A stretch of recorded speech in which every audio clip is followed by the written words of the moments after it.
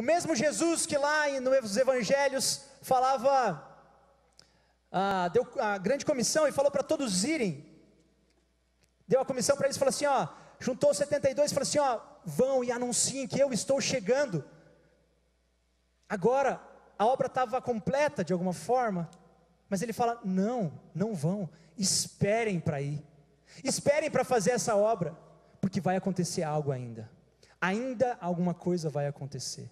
Então acontece, aquilo que nós chamamos de Pentecostes, a descida do Espírito Santo, quando Deus vem, e a gente terminou lendo, como todos estavam cheios do Espírito Santo.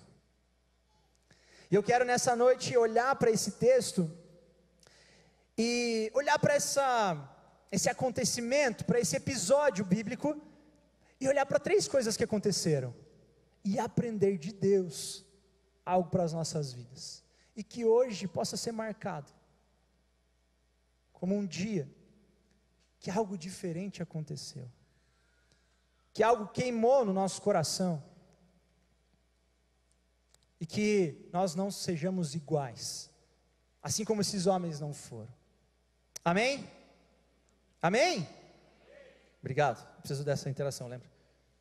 Primeiro acontecimento que a gente vai olhar desse episódio, a promessa que gera a busca. A promessa que gera a busca. Se a gente for olhar lá, Atos 4, está falando isso aqui, nesta ocasião, enquanto comia com eles, Jesus e os discípulos, deu-lhes esta ordem: não saiam de Jerusalém, mas esperem pela promessa de meu Pai. Pois João os batizou com água, mas dentro de poucos dias vocês serão batizados com o Espírito Santo. No versículo 14, vai falar assim, então todos eles se reuniam, sempre em oração, com as mulheres, inclusive Maria, mãe de Jesus, e com os irmãos de Jesus. Jesus fala assim, tem uma promessa para vocês, existe algo, espera. Então, eles vão lá e esperam, mas eles não simplesmente esperam. A Bíblia fala que eles estavam em oração. O pastor Hernandes Dias Lopes fala que eles ficaram 10 dias em oração constante, de busca constante. Eles não simplesmente sentaram e esperaram, eles buscaram. A promessa que lhes foi feita teve uma resposta: a busca. Existe uma promessa. Tá, mas você pode pensar, tá ok, aconteceu uma promessa, mas foi para eles, naquele tempo. Não. Mais para frente, no versículo 39 do capítulo 2, Pedro vai falar assim, pois a promessa é para vocês, para os seus filhos e para todos os que estão longe, para todos quantos o Senhor, o nosso Deus, chamar. A promessa de que o Espírito Santo virá, ela é feita não só para aquele momento, mas ela é feita para todos quantos o Espírito Santo chamar. Se Deus te chamou, se você está aqui, essa promessa é para você sim. Existem promessas bíblicas que a gente não pode trazer para nós hoje, que não são contemporâneas, que a gente não consegue trazer para a gente hoje. A gente vai olhar, por exemplo, o texto aqui em Atos mesmo, onde o carcereiro está se convertendo. Paulo e Silas estão na prisão e eles adoram ao Senhor.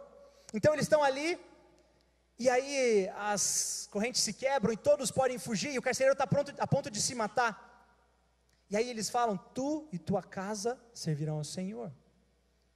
Mas sabe que a gente, em alguns momentos, de forma específica, a gente pode trazer isso para as nossas vidas, mas isso não é para todos nós. Isso foi uma promessa específica ali para aquele homem, naquele momento, naquele tempo.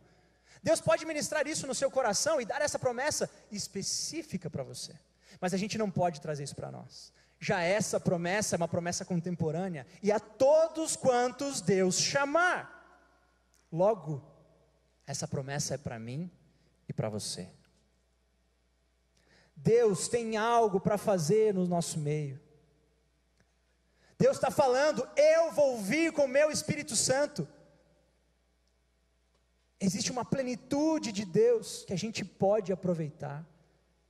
Está para nós. Está para nós.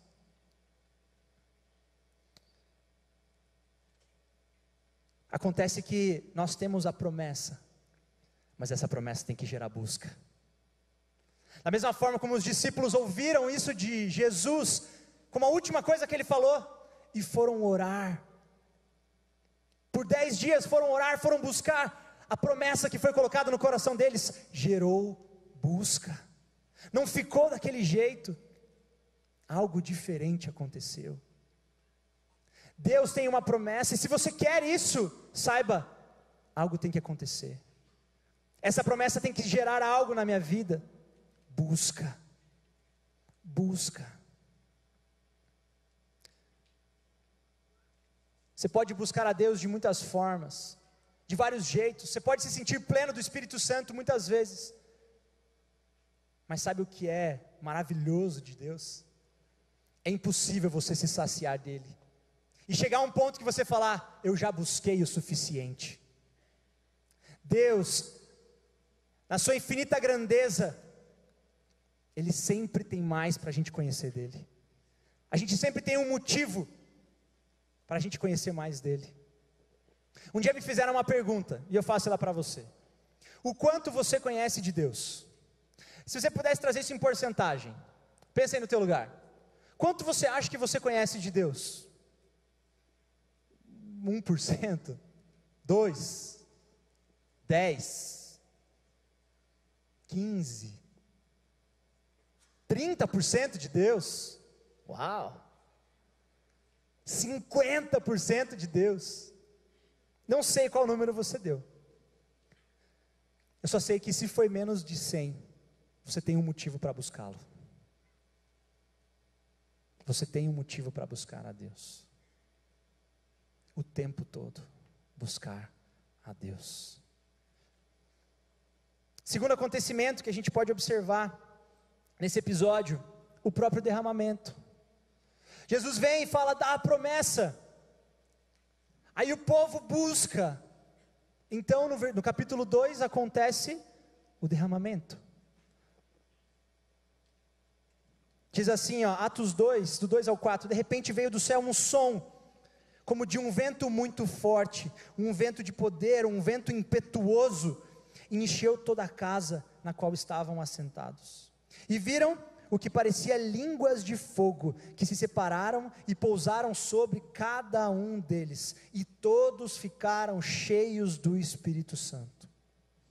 Foi isso que Deus fez nesse dia. Há 2000 anos atrás, Deus fez isso. Isso aconteceu.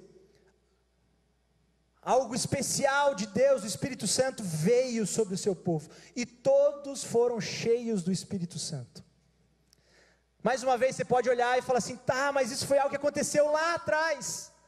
Eu estou vivendo hoje, Butz. Como é que isso pode acontecer agora? Como é que acontece isso? Sim, isso pode acontecer agora. Como eu falei, essa promessa é para todos nós. Deus fez no passado, e Deus tem feito isso na sua igreja, ao redor da história. Se a gente for acompanhar a história, nós temos vários momentos de plenitude do Espírito sobre a igreja do Senhor, sobre avivamento, sobre o despertar do povo de Deus. A gente pode olhar nos Estados Unidos no século XIX, 1857 a 1859, acontece um despertamento nesse país. Se você não sabe, mais de 2 milhões de pessoas se entregaram a Jesus entre esses 3 anos nos Estados Unidos. Um despertar do Espírito Santo, algo diferente aconteceu. No país de Gales, em 1904, Evans Roberts, ele levanta a igreja em 6 meses, mais de 100 mil pessoas se entregaram a Jesus, porque o Espírito Santo os queimou, os levantou, algo novo aconteceu. A Coreia, desde 1907, tem acontecido um avivamento lá, até hoje. Se você não sabe, hoje a Coreia é um dos países mais cristãos do mundo, porque algo do Espírito Santo começou e está acontecendo. O Espírito Santo se manifestou sim no passado, lá no Pentecostes, lá em Atos 2, sim, mas ele vem se manifestando na igreja do Senhor. Isso tem acontecido. E como a gente pode alcançar isso? A promessa nós já temos. Ela só precisa gerar uma busca dentro de nós. E aí virá o Espírito Santo. Mas sabe, talvez você deve pensar, tá, mas eu preciso disso. Ah, como nós precisamos. Como nós precisamos do Espírito Santo. Muitas vezes olhamos para as nossas vidas secas, vazias. A gente olha para a nossa rotina e acaba se vendo em religiosidade. E acaba se vendo cumprindo certos preceitos e vindo para o culto se sentir bem. E pensando, essa igreja eu me encontrei, eu fiz amigos. Nessa igreja eu encontrei muitas coisas legais. Lá tem ministério infantil. Ela é perto da minha casa. A nossa religiosidade nos faz olhar para as coisas de Deus com uma forma natural. Quando a nossa postura tem que ser, eu encontrei a minha igreja, lá eu vivi algo com o Espírito Santo. Lá tem algo diferente. Não, lá é bom, lá tem ar-condicionado. Putz, é bem melhor essa igreja. De nada vale um ar-condicionado se o Espírito Santo não estiver aqui. De nada vale uma poltrona confortável, de nada vale um som bom, de nada vale se a presença dele não estiver aqui. Nada vale você dar o teu dízimo todo mês, se não houver busca, se não houver entrega. Nada vale você ter uma célula, você multiplicar a sua célula, você virar supervisor de célula, se algo não queimar em você, algo diferente do Senhor. De nada vale posturas religiosas, sem paixão pelo Espírito Santo, sem vontade de ter mais dele, sem paixão, sem busca. Você já viu um cara apaixonado? Já conheceu um cara apaixonado? Tipo como eu estou com meu filho. O cara bobo, eu falo do meu filho até para o entregador de pizza, e eu não estou mentindo. Esses dias fui abastecer meu carro, abri a janelinha e falei, cinquentão, eu vou ser pai. E o cara, parabéns. Obrigado. Ele não estava nem aí. Esses dias eu estava no restaurante, falei a mesma coisa. Falei, tudo bom, tudo bom. Pedi um negócio, falei, só que sem tempero, porque minha esposa está grávida. Parabéns, obrigado. Eu já preguei umas 3 vezes, desde que eu descobri que eu ia ser pai. E todas elas eu falo que eu vou ser pai, mas não tem nada a ver, cara, eu não consigo falar de outra coisa. Eu fui ver meu filho lá no ultrassom. Filho, meu pacotinho. Eu olhei lá, falei, meu Deus, cara, meu filho, mano. Eu olho assim, eu penso, cara, que momento será que, para quem será que eu vou falar agora que eu vou ser pai? Não sei. Eu não consigo falar de outra coisa, eu estou apaixonado. A gente tem que ser apaixonado por Jesus, a ponto que a gente só fale dele. Não só fale dele, né? Também é muito exagero.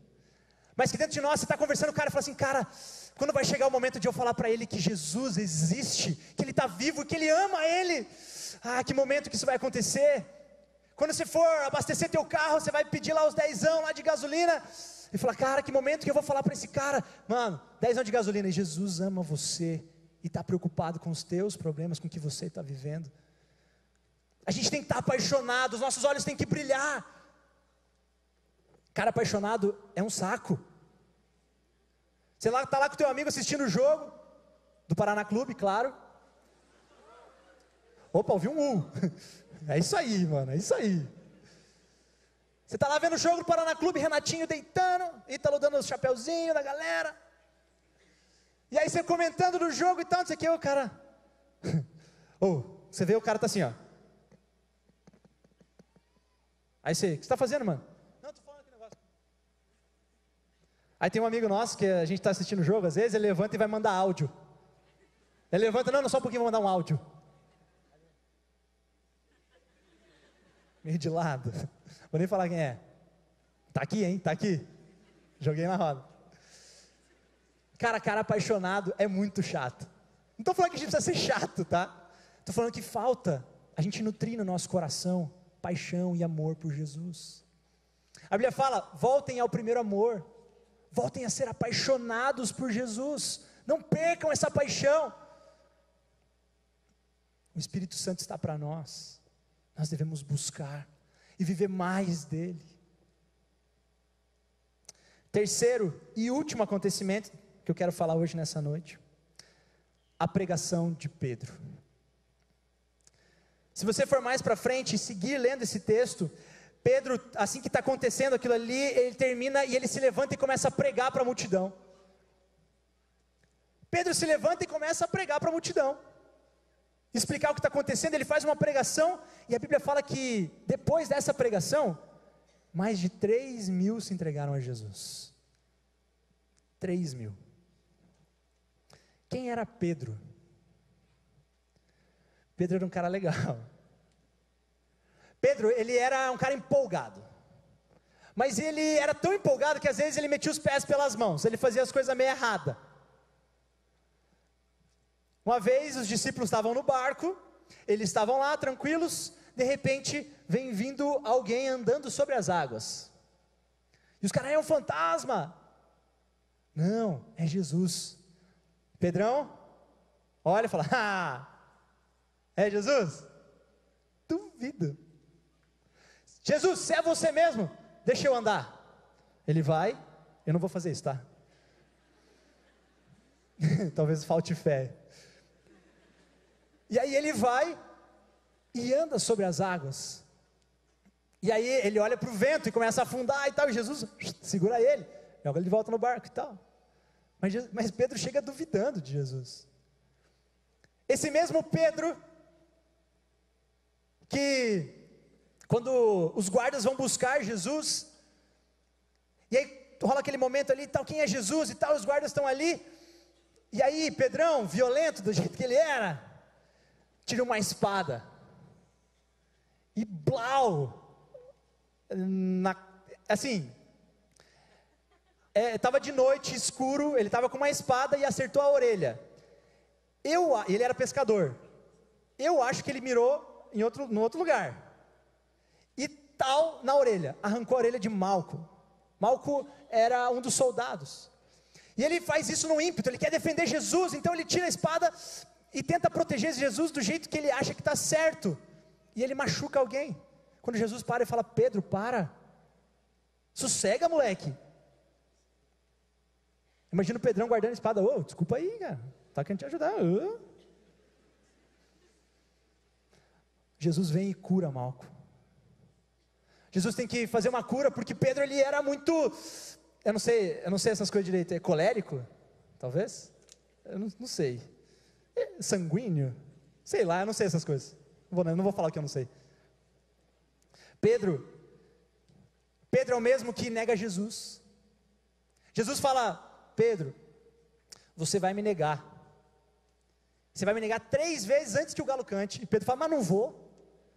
E Jesus conhecendo o cara, Pedro, te conheço, Pedro. Jesus, mas não vou, eu negar o Senhor, mas não vou. Eu não nego o Senhor. E Jesus falando, Pedrão, eu estou falando, você vai me negar. Jesus, duvido. Não dá outra. Pedro entra para ver o que está acontecendo, e Jesus está sendo julgado, e aí ele olha lá, e de repente alguém, esse aqui é um dos seguidores de Jesus. Ele, eu? Seguidor de Jesus? Conheço, nunca vi, estou aqui para ver, vim para ver o outro ali, o próximo, mas isso aí não é mesmo. Outra vez chega e fala assim, esse cara aqui segue Jesus. Sigo nada, não sigo Jesus. Uma terceira vez, rapaz, você não segue Jesus, não? Não sigo. E ele nega Jesus 3 vezes. Pedro troca os pés pelas mãos. Em outro momento ele vai orar com Jesus. E aí, acontece lá no Monte da Transfiguração, aparece Moisés e Elias. E aí, imagina o Pedro olhando aquilo ali, né? Caraca, mano, Jesus, Moisés e Elias. E aí Pedrão, ligeiro, fala, gente, vamos ficar por aqui? Quero fazer amigos, fazer uma célula, cadastrar lá na PIB. Eu, Jesus, Moisés e Elias, tinha mais uns discípulos ali, João e tal. Cara, vamos cadastrar essa célula aqui, a célula de líderes, vai multiplicar rápido. E aí Jesus fala, Pedrão, sossega, Pedrão. Pedro, esse Pedro. E eu fico pensando, cara, tinha tanta gente para se levantar e pregar, cheio do Espírito Santo. Por que Pedro? Pedro, esse cara que tantas vezes trocou os pés pelas mãos, teve que ser repreendido por Jesus algumas vezes. Pô, por que Pedro? Tinha tanta gente. Pedro, ele vira um líder da igreja. Sabe qual que é a diferença? A diferença é que Pedro antes do Espírito Santo e Pedro depois. O mesmo Pedro que antes nega Jesus 3 vezes, agora cheio do Espírito Santo, ele prega, e mais de 3.000 se entregam a Jesus, porque tinha algo diferente nele. Ele estava cheio do Espírito Santo.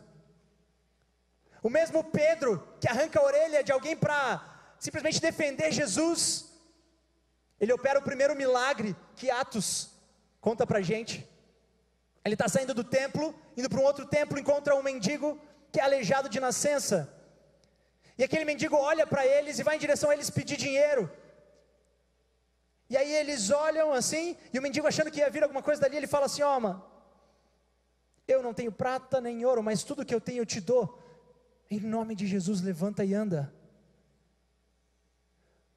O mesmo Pedro que antes corta a orelha de alguém para defender Jesus, agora em nome de Jesus opera milagres, porque ele estava cheio do Espírito Santo. E agora eu quero olhar para a tua vida. Talvez você pense, cara, minha vida é muito complicada. Eu vou ser usado por Jesus, eu vou ser usado por Deus. Quem sou eu para ser usado por Deus? Eu quero te dizer, você não é nada. Eu não sou nada, mas a melhor parte de nós é o Espírito Santo. Não existe talento, não existe dom que vale a pena sem o Espírito Santo. A melhor parte de você é o Espírito Santo. Deus pode fazer maravilhas. Deus vai fazer maravilhas. Deus pode te usar. Mas para isso, você tem que se permitir ser cheio do Espírito Santo. Pedro era um homem falho, simples, mas cheio do Espírito Santo, fazia maravilhas. Por ele mesmo, ele fazia um monte de bobagem. Por mim mesmo, eu faço um monte de bobagem. Eu sei. Quantas vezes que eu preciso pedir perdão para as pessoas? Ontem mesmo tive que pedir perdão. Vários momentos da minha vida eu tive que chegar, cara, me desculpa, eu meti os meus pés pelas mãos. Mas eu acredito, e eu subi aqui nesse púlpito sabendo que eu, cheio do Espírito Santo, posso sim ser usado pelo Senhor. Se eu não acreditar nisso, se eu não colocar tudo, toda a minha crença, toda a minha força na ideia de que Ele tem algo para fazer, de nada vale eu subir aqui cheio de mim, contar um monte de história e piada. É melhor terminar o culto antes e você ir para casa. Eu quero convidar você a fechar os teus olhos e abaixar a tua cabeça no seu lugar.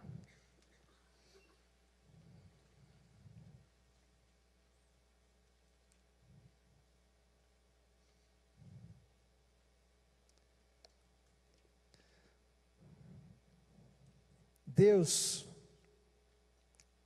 arquitetou um plano para te salvar, para me salvar. Deus, o Todo-Poderoso, Ele envia o seu Filho, num plano de salvação, redenção, para mim e para a tua vida. E quando a gente entrega a nossa vida para Ele, Ele está em nós, e nós somos casa, Nós somos templo do Espírito Santo, é isso que a Bíblia fala. Mas sabe de uma coisa? Deus é onipresente. Ele está em todos os lugares. Mas quer saber de uma coisa? Ele não se manifesta em todos os lugares. Deus só se manifesta aonde é invocado, aonde a busca. Deus só se manifesta aonde querem Ele ali. Você pode ter Deus na tua vida, mas talvez Ele ainda não se manifestou. Você pode ter o Espírito Santo sim, mas algo pleno dele ainda não viveu. E eu quero te dizer, hoje, nessa noite, você pode viver algo com Deus. Algo que talvez você não imaginou viver. Algo maior do que você já viveu com Ele. Além das tuas expectativas. Algo que te mude. O quanto nós precisamos do Espírito Santo. Eu quero convidar você a olhar para a tua vida e ver quantos momentos secos você teve. Quantas vezes que você ministrou alguma coisa, que você falou de Jesus para alguém, quantas vezes que você tocou, cheio de você mesmo.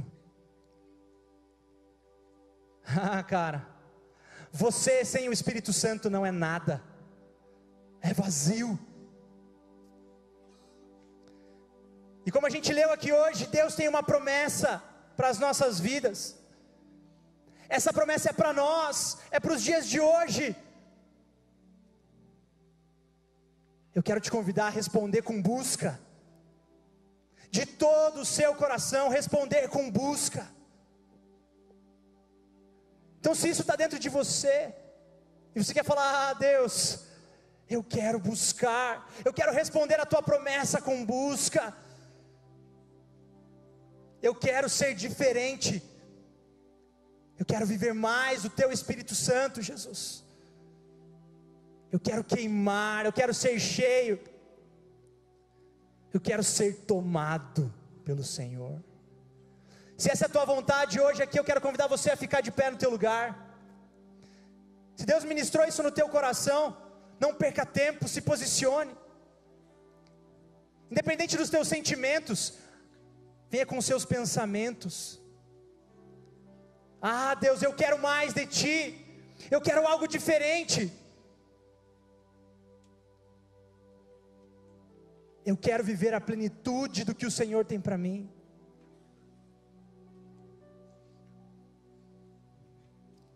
Algo novo. Eu quero convidar você a sair do seu lugar, você que ficou em pé, e vem aqui para frente. Sai do seu lugar e vem aqui. Pois se você não se posiciona num templo, não ache que vai ser fora daqui que você vai se posicionar. Deus vai fazer algo agora. E eu quero convidar você a responder com busca. Independente das minhas palavras, mas a busca do teu coração. Se você precisar se ajoelhar, se ajoelha. Se quer ficar de pé, fique. Se você quiser sentar ao chão, sente. Como quiser, mas busque. Busque. Independente das minhas palavras, a busca é sua. A busca é sua. Clama para que Deus te encha, para que seja algo sobrenatural do Senhor.